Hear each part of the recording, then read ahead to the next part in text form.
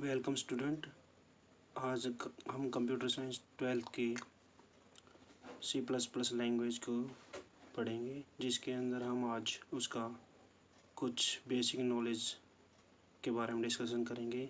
क्योंकि जैसे आप लोगों को पता है, हम लोगों ने C++ लैंग्वेज 11th क्लास में भी पढ़ी है, लेकिन 11th क्लास में जो C++ पढ़ी थी वो भी जस्ट बेसिक था प्रोग्रामिंग लैंग्वेज का।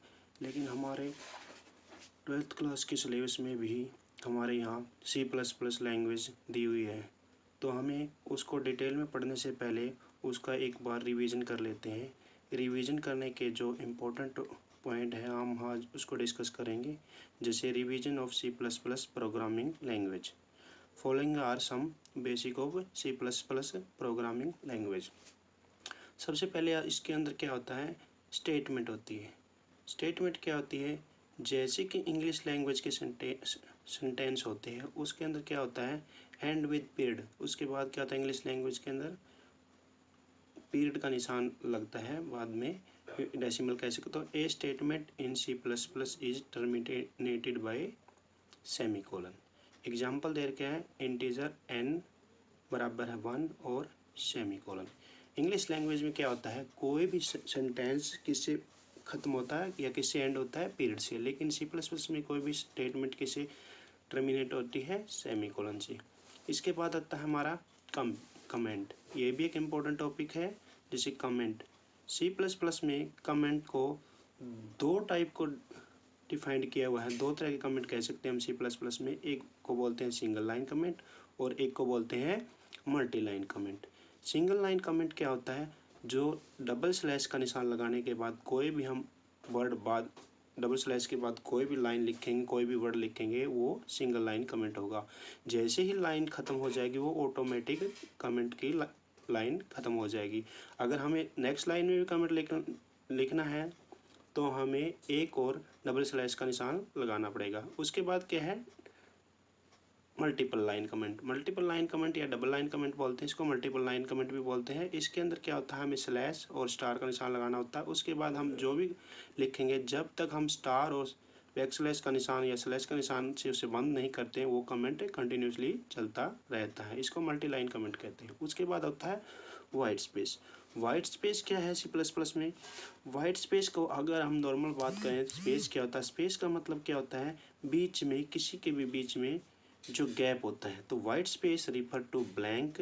ब्लैंक का मतलब खाली, tab and new line. New line and line जैसे इस टाइप के होते हैं। तो white space refer to blank, tab and new line. The compiler ignore extra white space in C++। It is use to separate token. ये किसके लिए use होता है, टोकन को सेपरेट का मतलब अलग करने के लिए। फॉर एग्जांपल के तौर पे हमने दो तरह के वाइट स्पेस लिखे। एक तो लिखे है एंड लाइन, जैसे हम क्या करते हैं, स्पेस देने के लिए बैक स्लैश एन लिख के, और एक क्या लिखा है, राम स्पेस कुमार। तो ये भी मेरा एक तरह से वाइट स्पेस है। उसके बाद हम डिस्कस करेंगे ब्लॉक क्या आता है। C++ में ये भी एक इम्पोर्टेंट पॉइंट कह लो इसका, प्रोग्रामिंग लैंग्वेज सीखने के लिए। ब्लॉक क्या होता है, ब्लॉक का मतलब क्या होता है, जिसके अंदर हम एक प्रोग्राम को एक स्पेशल टास्क असाइन करने के लिए जो एक छोटा सा ब्लॉक या कह लो स्मॉल प्रोग्राम या स्मॉल टास्क के लिए जो एक बॉक्स बनता है, उसको ब्लॉक कहते हैं। Block refer to a group of programming. Block क्या रिफर टू एक ग्रुप ऑफ प्रोग्रामिंग है। It is enclosed in curly bracket. ये क्या होता है, करली ब्रैकेट के अंदर बंद होता है। The compiler treat statement as a single unit. जो ब्लॉक के अंदर जो स्टेटमेंट होती है उसको कंपाइलर क्या ट्रीट करता है, एक सिंगल यूनिट। सिंपल लैंग्वेज हम कह सकते हैं, जैसे ही हमने कोई करली ब्रैकेट ऑन करी और करली ब्रैकेट ऑफ करी, उसके बीच में जो भी हम कोड लिखेंगे, जो भी लाइन ऑफ कोड लिखेंगे, उसको ब्लॉक कहते हैं। सिंपल वर्डों में क्या है, ब्लॉक क्या है, एक करली ब्रैकेट ऑन और ऑफ के बीच में जो भी चीज़ें हम लिखेंगे, जो भी स्पेशल टास्क हम असाइन करेंगे, उसको ब्लॉक बोलते हैं। उसके बाद होता है pre processor directory. Pre processor directory क्या होती है, जैसे कि आप लोगों को पहले ही पता है, हमें C++ प्रोग्रामिंग को शुरू करने से पहले सबसे पहले ही प्री प्रोसेसर डायरेक्टरी डालनी पड़ती है। प्री प्रोसेसर डायरेक्टरी क्या आती है, the preprocessor are the directory which give instruction to compiler. वो क्या करती है, कंपाइलर को इंस्ट्रक्शन देती है process the information before actual compilation start. ये क्या करती है, कंपाइलर को इंस्ट्रक्शन देती है प्री प्रोसेस के लिए। प्री प्रोसेस का मतलब कि लिए कंपाइलर तैयार हो जाए प्री प्रोसेस कर ले के लिए। इन्फॉर्मेशन बिफोर एक्चुअल कंपाइलेशन, जो हमारी रियल कंपाइलेशन है या एक्चुअल कंपाइलेशन उससे स्टार्ट होने से पहले ये कंपाइलर को इंस्ट्रक्शन देती है। All the pre processor directory begin with hashtag. जो भी प्री प्रोसेसर डायरेक्टरी है वो किससे स्टार्ट होती है, हैशटैग से। Pre processor directory note and with semicolon. हमें कोई भी प्री प्रोसेसर डायरेक्टरी के बाद में सेमीकोलन लगाने की कोई भी रिक्वायरमेंट नहीं होती, कोई ज़रूरत नहीं होती। एग्जांपल के तौर पे हमने दिया प्री प्रोसेसर का, इंक्लूड हैशटैग लगा के इंक्लूड, और इसके अंदर करली ब्रैकेट हमने इसके एंगल टैग के अंदर लिखा है आईओ स्ट्रीम। आईओ स्ट्रीम का मतलब input output stream, standard stream बोलते हैं इसको। उसके बाद हमारा नेक्स्ट टॉपिक क्या है, कैरेक्टर सेट। जैसे हम C++ प्रोग्रामिंग को करेंगे उसके अंदर हमें ये भी पता होना चाहिए कि कैरेक्टर सेट क्या होता है। कैरेक्टर सेट क्या होता है, character set of C++ consist of letter, digit, symbol, as. Character set जो C++ का वो एक इंग्लिश की तरह ही है, जैसे इंग्लिश के अंदर A to Z होता है, तो इस तरह से यहाँ कैरेक्टर सेट क्या है C++ के अंदर, वो कंसिस्ट का मतलब बना हुआ लेटर का, डिजिट का और स्पेशल सिंबल के लिए। एग्जांपल के तौर पर जैसे A to Z है, इसके अंदर कैपिटल भी है और स्मॉल भी है। 0 से 9 है। स्पेशल सिंबल जैसे करली ब्रैकेट हो गई, स्टार का निशान हो गया, एंड सिंबल होगा, डॉलर का निशान हो गया, प्लस हो गया, माइनस हो गया, डिवाइड हो गया, एंगुलर टैग हो गई, परसेंटेज का, मोड का, @ का, टिल्ड का निशान। इस टाइप के जो भी डिजिट या भी जो भी कैरेक्टर हम यूज़ करते हैं उसको बोलते हैं कैरेक्टर सेट। उसके बाद होता है हमारा जो इम्पोर्टेंट पॉइंट है टोकन। टोकन क्या होता है, जैसे हम टोकन एक बार इसकी डेफिनेशन देख लेते हैं। Token refer to the smallest individual unit a program. Token क्या है, एक छोटी से छोटी और इंडिविजुअल होता है अद्वितीय, एक छोटी से छोटी इंडिविजुअल यूनिट इन प्रोग्राम को क्या कहते हैं हम, टोकन।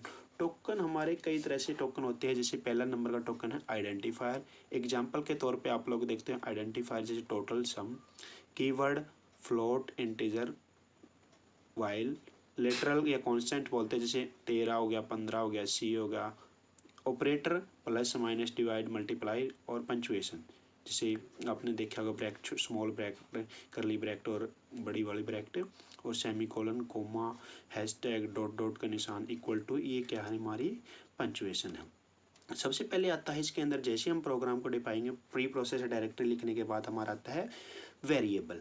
अब ये भी एक इम्पोर्टेंट पॉइंट है, वेरिएबल क्या है, ए वेरिएबल इम्पोर्टेंट है ये, a variable is temporary container.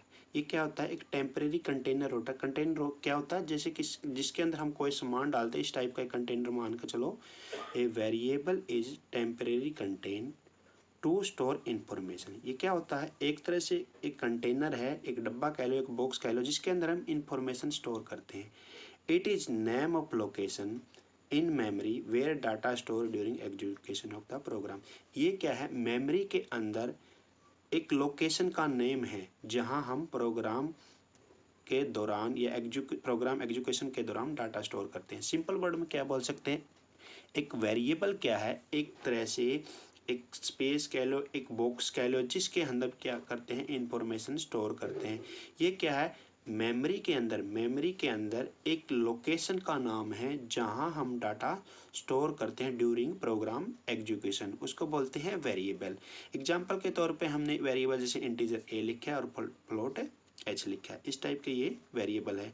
जैसे इसको इंटीजर बोलते हैं और फ्लोट बोलता है। ये हमें क्या करें, इसको बोल, जैसे एग्जांपल में देखे हमें इंटीजर ए लिख रहा है, फ्लोट ए लिख रहा है, तो हमने यहाँ क्या क्या बोलेंगे, इंटीजर टाइप का एक ए वेरिएबल ले रखा है और फ्लोट टाइप का एक एच वेरिएबल ले रखे हैं। उससे नेक्स्ट आएगा हमारा आइडेंटिफायर।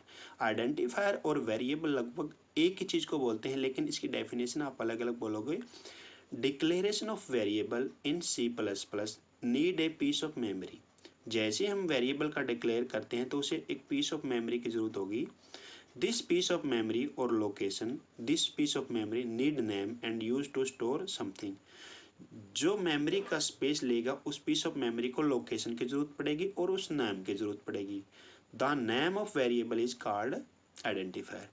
जो नाम होगा उस वेरिएबल का उसको क्या बोलते हैं हम, आइडेंटिफायर।